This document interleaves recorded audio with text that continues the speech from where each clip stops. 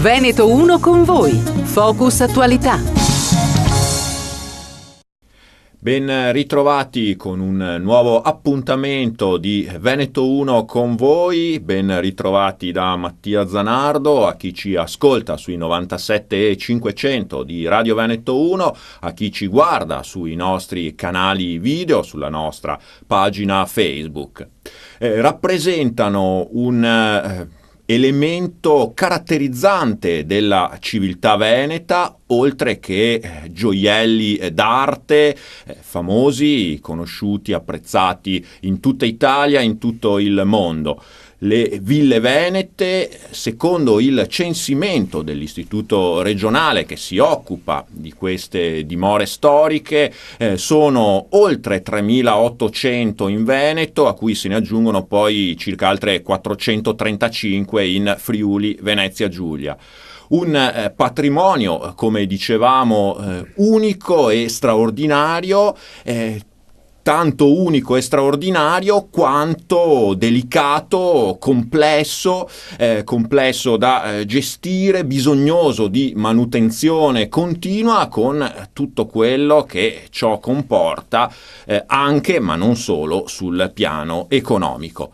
Ne parliamo con Alberto Passi, presidente dell'Associazione per le Ville Venete, che da un quarantennio affianca i proprietari nel complesso compito di tutela e valorizzazione di questi edifici storici, perché per inciso lo ricordiamo, oltre l'85% di queste dimore è di proprietà privata.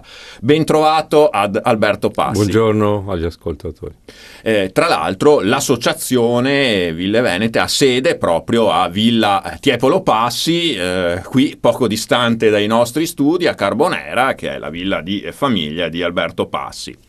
Che da lì si irradiano anche i vari progetti e le varie iniziative dell'associazione. E proprio da una delle più recenti iniziative io vorrei partire per questa nostra chiacchierata, perché Ville Venete, oltre alla villa propriamente detta, il corpo di abitazione, spesso e volentieri vuol dire anche parchi, giardini storici che contornano appunto gli edifici e che a loro volta hanno necessità di essere curati, tutelati, valorizzati, e quindi l'associazione, in collaborazione con l'azienda trevigiana specializzata Terradice, ha avviato proprio un progetto in questo senso. Alberto Passi.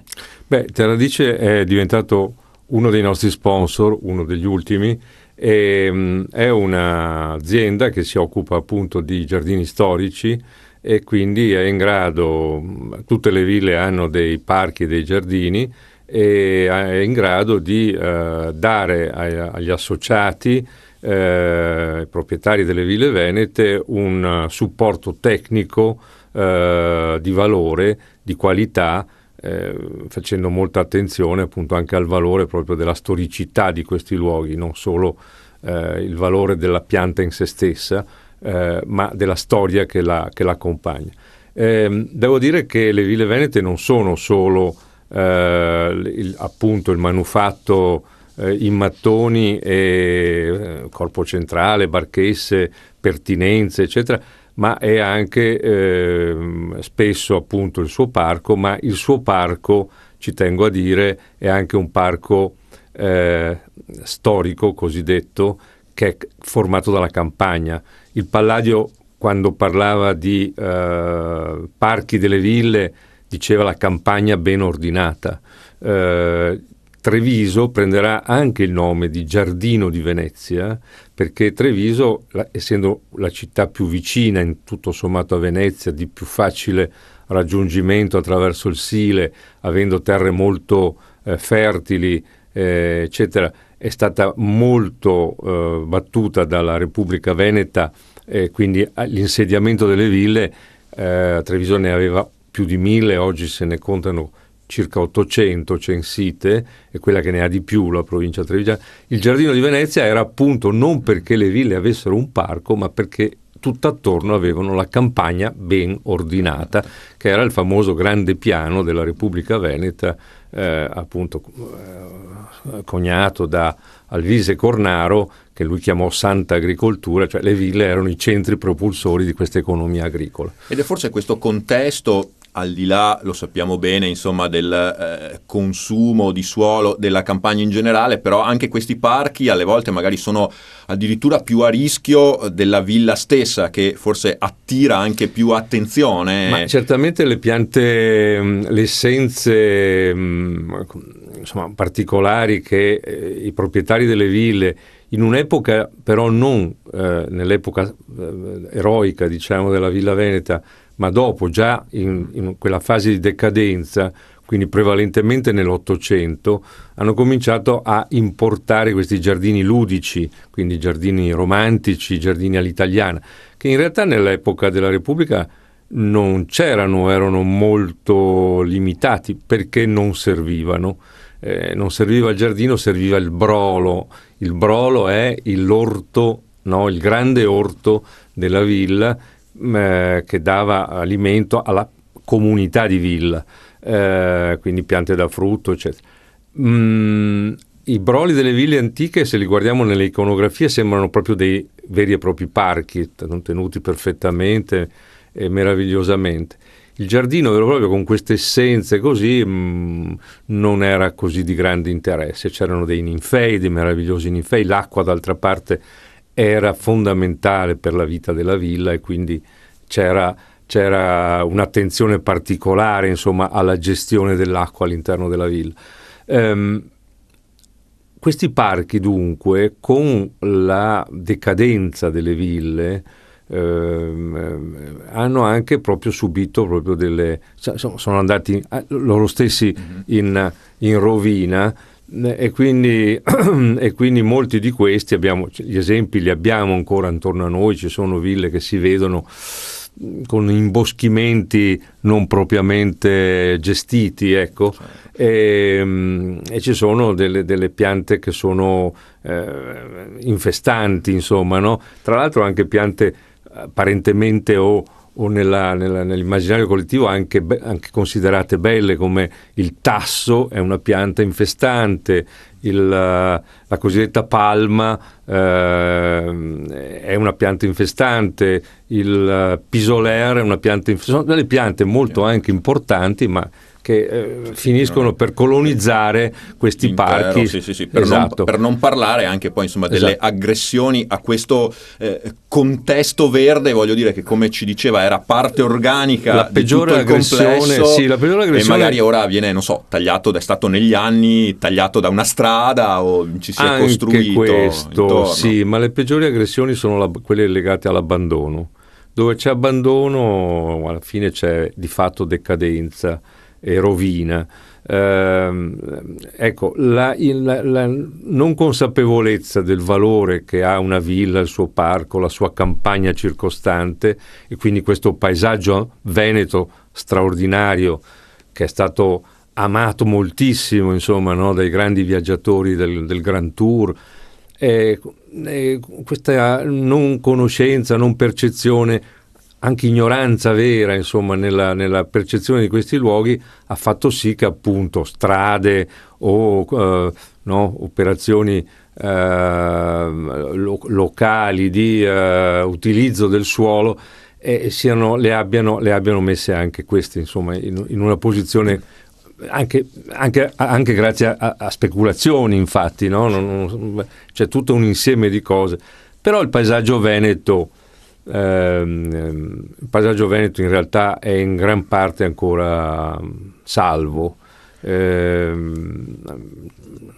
demograficamente è molto aumentata la popolazione, però c'è moltissimo ancora non dico da salvare, ma proprio da preservare e da valorizzare, insomma. E a proposito di preservare e valorizzare, il tema relativo alle ville venete è tornato di strettissima attualità proprio in queste settimane, dopo l'annuncio del Credito Trevigiano, banca di credito cooperativo di Vedelago, di essere in procinto per vendere Villa Emo. uno dei gioielli delle ville venete, Villa Palladiana di Fanzolo di Vedelago, appunto di proprietà di questa banca da un quindicennio, banca che ora ha trovato un compratore, lo ricordiamo insomma per chi magari non abbia, sei pochi che non hanno seguito la vicenda, un compratore di cui non si sa ancora bene con precisione l'identità, insomma un magnate straniero appassionato di Palladio e che insomma vorrebbe acquistare questa villa.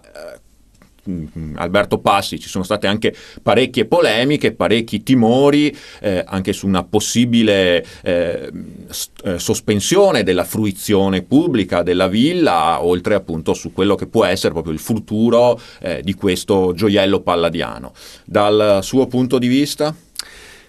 Ci sono diverse cose da dire. Innanzitutto è sorprendente che ci sia una banca, ancorché di credito cooperativo, sappiamo che sono tutti istituti che hanno avuto problemi al di là della proprietà o meno di una villa, però fa capire come anche un istituto che quindi mezzi teoricamente dovrebbe averne per gestire un bene del genere vuole sbarazzarsene.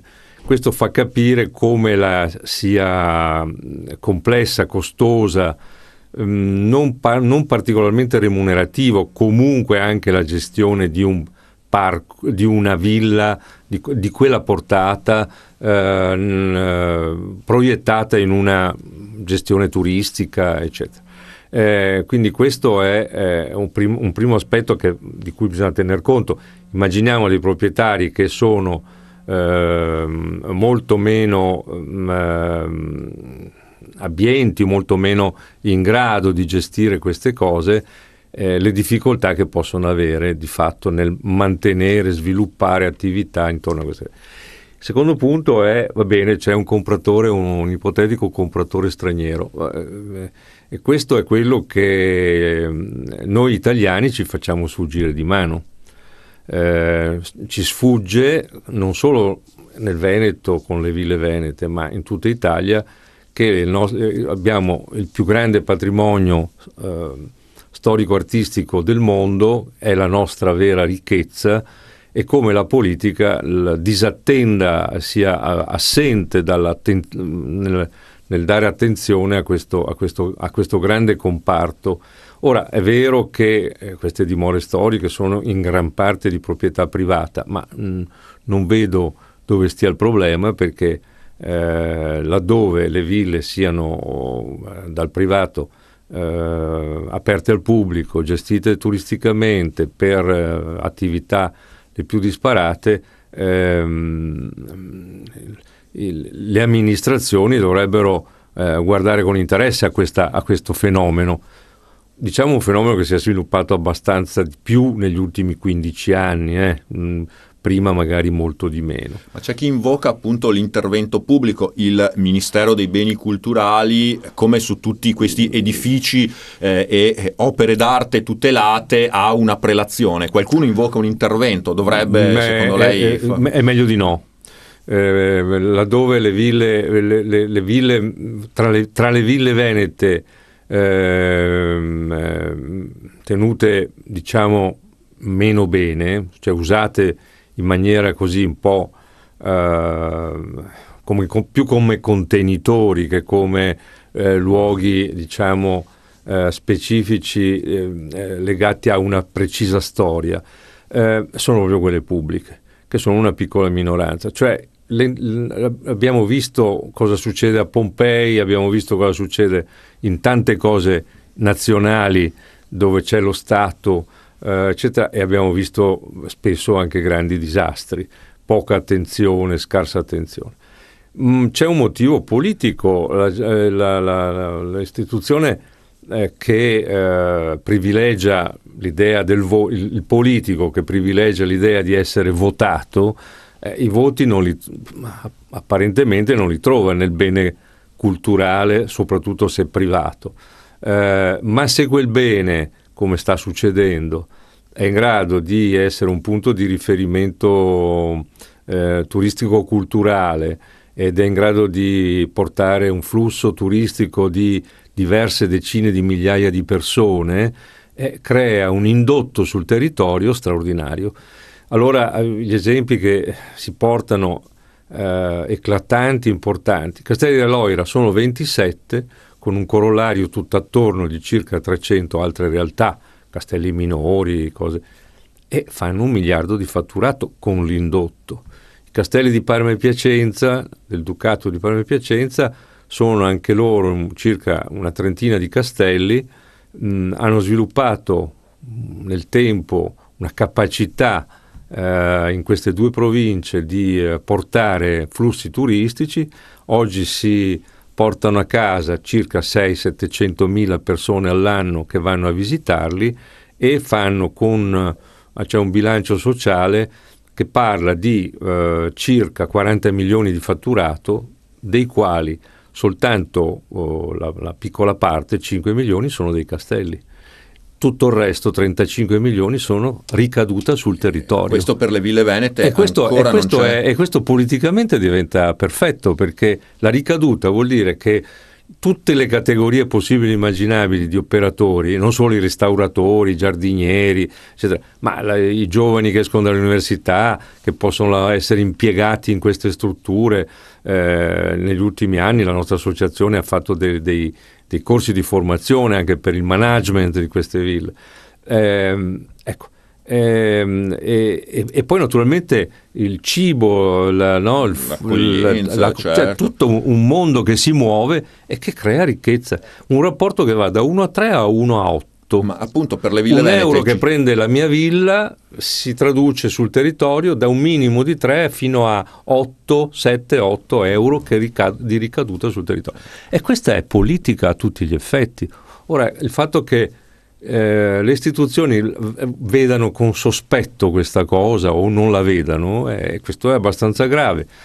Di questo si va a parlare proprio all'interno dei ministeri dei beni culturali, al Ministero del Tesoro, anziché tassare queste ville e le entrate che producono con l'IMU, che è una mannaia su questi beni, e però è come dire, sono argent de poche per lo Stato come entrata complessiva, certo. Complessiva. È meglio creare delle politiche che permettano ai proprietari di avere voglia di continuare a investire in questi beni, in questi muri vecchi che però portano ricchezza, e creare dei meccanismi virtuosi perché tutto questo possa funzionare in maniera migliore. Le idee le abbiamo trasmesse, le continuiamo a trasmettere, vengono comprese, ma c'è ancora una politica lenta, non in grado di assumerle e gestirle. Su Villa Emo, continuando un po' il discorso su Villa infatti Emo, a proposito volevo chiederle, c'era questa provocazione. Esatto, a proposito proprio di conciliare la sostenibilità economica, poi anche con il rispetto che merita un bene artistico di questo tipo. Ad esempio il presidente della sezione di Treviso di Italia Nostra, Romeo Scarpa, aveva lanciato questa provocazione che gli è costata anche le reprimende dei suoi vertici regionali e nazionali, tanto da indurlo a dimettersi, dimissioni poi respinte, però insomma, diceva in buona sostanza realizziamo in queste ville dei centri commerciali. Lui faceva un po' l'esempio del Fondego dei Tedeschi a Venezia. E dice è stato ristrutturato, riqualificato, restaurato, è visibile e al tempo stesso può mantenersi. Ecco, facciamoci delle cose simili. Al Fondego dei Tedeschi c'è l'esterno, è una provocazione, è una naturalmente, facciata, e il resto più o meno è stato svuotato, quindi è una funzione di contenitore tale quale. Non è così estrema la logica che per me è comprensibile di Scarpa. Per la maggior parte della gente potrebbe non esserlo, e questa è la gravità. Infatti, di una certa affermazione. Però ha suscitato molto clamore. Però, ecco, attenzione, facciamo riferimento a cose anche straniere che in realtà ci battono 10-0 sulla capacità. Queste ville, questi spazi possono diventare dei centri di aggregazione. Oggi un supermercato è un centro di aggregazione, una multisala è un centro di aggregazione, una chiesa è era un centro di aggregazione. Cioè, allora, se una villa veneta, un castello, un palazzo sono capaci di diventare non necessariamente un supermercato, ma un centro di aggregazione culturale, ci sono degli esempi straordinari, per carità, legati alla musealità. Per esempio il Guggenheim a Bilbao, mi piace citarlo perché c'è stata una volontà politica per una città fallimentare che stava crollando che è stata rilanciata. Che è stata rilanciata dalla voglia di impiantare questa magnifica struttura di O'Garry, che appunto è intitolata al Guggenheim, e che con mostre permanenti e altre mostre che vengono sviluppate, uno ci entra e non ci esce più. Per cui dentro vedi quello, vedi altre cose che si sono, mangi, chiacchieri, incontri persone, c'hai anche un'area di merchandising, ecco il supermercato, no? Dove c'è tutto, dalla maglietta al portachiavi, al piatto, a un negozio, una libreria stupenda, ricchissima di cose da guardare, eccetera, eccetera, che permette alla gente di vivere un'intera avventura dentro in questo spazio. Allora, una villa veneta oggi potrebbe consentire di vivere un'avventura. Sì, un viaggio straordinario, un viaggio storico, un viaggio artistico, un viaggio naturalistico, pieno di argomentazioni. Dentro una struttura del genere si potrebbe dover mangiare. Anche la cucina di villa è una cucina particolare, ha tutta una sua storia raccontata anche dai nostri gourmand, eccetera, trevigiani, eccetera. Non mi dilungo, ma insomma, voglio dire, un luogo del genere potrebbe essere luogo di aggregazione culturale. Anche i musei torinesi sono virtuosi in questo senso, si cita sempre, ma ce ne sono diversi, ma insomma si cita sempre quello egizio, ma anche la Mole Antonelliana, che sono diventati dei centri di aggregazione veri e propri, dove ci vanno i giovani, trovi dal ragazzino di 6 anni all'ottantenne, e trovi tutte le categorie sociali, perché gli ingressi non sono così onerosi, ma permettono una socialità anche straordinaria. Questo dovrebbe essere la logica. È chiaro che io non posso pensare che nel portico di Villa Emo, sotto gli affreschi dello Zelotti, ci siano gli scaffali con lo yogurt, il riso e la pasta. Questo sarebbe, ecco, questo mi sembra, ma neanche i gioielli e neanche altre cose, voglio dire. I vestiti firmati in ogni caso, ecco, certo. Però non dimentichiamo che ad esempio sulla Riviera del Brenta c'è una villa Foscarini Rossi, che c'ha un magnifico museo delle scarpe, che certo. Calzaturieri del Brenta, quindi anche lì c'è storia, tradizione, e poi adesso c'è un marchio prestigioso del lusso che gestisce questa anche quella struttura. Quindi voglio dire, le possibilità ci sono. Voglio dire che la villa era un luogo comunque di economie, non solo agricole ma anche manifatturiere. I veneziani erano dei grandi imprenditori, avevano scoperto con l'acqua, che era un'energia a basso costo, rinnovabile, pulita, quindi la ruota e la leva del maglio, con questo facevano una vera e propria industria in ogni campo. La seta, l'arte molitoria, insomma Treviso era anche il granaio di Venezia, migliaia di mulini, il ferro, la ceramica, qualunque cosa veniva fatta grazie, ecco, quindi erano delle fabbriche, dei centri. È giusto che tornino ad essere anche dei centri economici. Questo si fa col turismo culturale, ma anche con una comprensione del bene storico rilanciato in una dimensione moderna. E proprio in conclusione di questa nostra chiacchierata con Alberto Passi, visto siamo venuti a parlare di turismo, è da poco stato licenziato il piano strategico del turismo della Regione Veneto, tra cui peraltro anche voi come associazione avete contribuito con le vostre osservazioni. Ecco, allora, per far tornare le ville venete, se non quel centro produttivo che erano ai tempi della Serenissima, comunque insomma un elemento vivo e vitale che possa anche avere questa sua sostenibilità economica. Da dove bisogna partire anche in concreto? Cosa insomma vi aspettate che la regione che gestisce questo ambito turistico possa mettere a disposizione? La visione che c'è stata in regione è una visione complessivamente corretta, è parte dal presupposto che il turismo nel Veneto è la prima voce del PIL, la regione Veneto è la prima regione d'Italia per numero di presenze con 65 milioni di presenze, se non ricordo i dati esatti dell'ultimo anno, ma insomma sempre dati importanti.